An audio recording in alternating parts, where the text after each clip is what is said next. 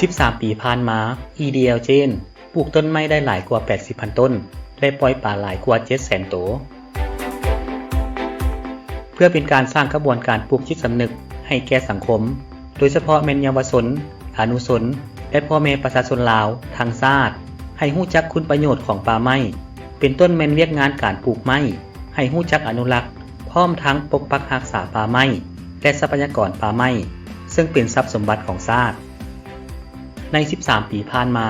บริษัทผลิตไฟฟ้าลาวมหาชนหรือ EDL เจน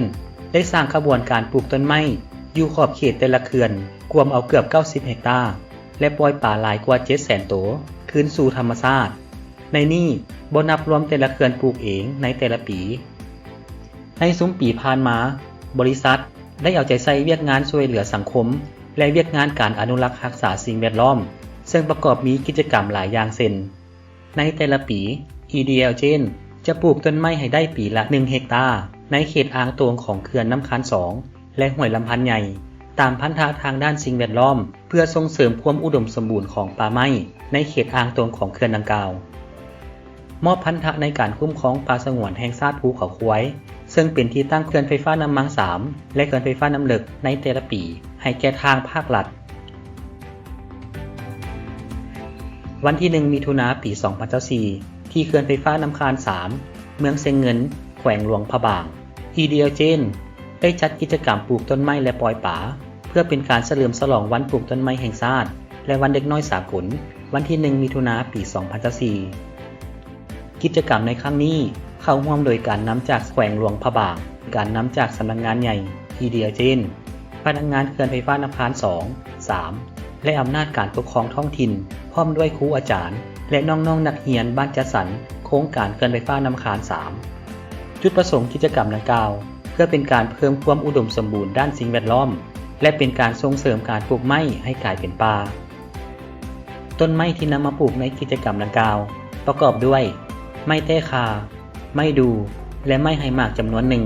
รวมทั้งหมด500 ต้นนอกจากกิจกรรมปลูกต้นไม้แล้วยังมีกิจกรรมปล่อยป่าลงสู่สายน้ำค้านซึ่งใกล้กับสันเขื่อนไฟฟ้าน้ำค้าน3ป่าที่นำมาปล่อยในครั้งนี้เป็นพันธุ์ป่าพื้นเมืองของท้องถิ่นจำนวน20,000 ตัวเพื่อเป็นการอนุรักษ์และขยายพันธุ์ป่าตามแหล่งน้ำธรรมชาติโอกาสดังกล่าวนี้ท่านดาวเวียงสุนันทราชห้องผู้อำนวยการใหญ่ EDL เจนได้ต่างหน้าพนักงานกรรมกรมอบต้นไม้จำนวนหนึ่งให้ต่างหน้าบ้านสามัคคีไซต์ซึ่งเป็นบ้านจัดสรรของโครงการเขื่อนไฟฟ้าน้ำค้าน3เพื่อนำไปปลูกต่อไปและได้มีการมอบอุปกรณ์การเรียนและกีฬาจำนวนหนึ่งเพื่อเป็นการส่งเสริมการศึกษาให้แก่น้องๆนักเรียนบ้านสามัคคีไซต์เพื่อเป็นการสร้างขบวนการคำนับรับต้อนวันปลูกต้นไม้แห่งชาติครบรอบ44 ปีซึ่งเป็นหนึ่งในภารกิจของ EDL เจนที่ได้เอาใจใส่ต่อสังคมแหล่งน้ำและสิ่งแวดล้อมบริษัท EDL เจนได้พร้อมกันสร้างขบวนการปลูกต้นไม้และปล่อยป่าร่วมกันรักษาป่าไม้ชีวนานาพันธุ์ให้อุดมสมบูรณ์ฉะนั้นจึงได้มีเป้าหมายในการส่งเสริมการอนุรักษ์และคุ้มครองทรัพยากรธรรมชาติป่าไม้อย่างต่อเนื่องเคียงคู่กับการพัฒนาผลิตพลังงานไฟฟ้า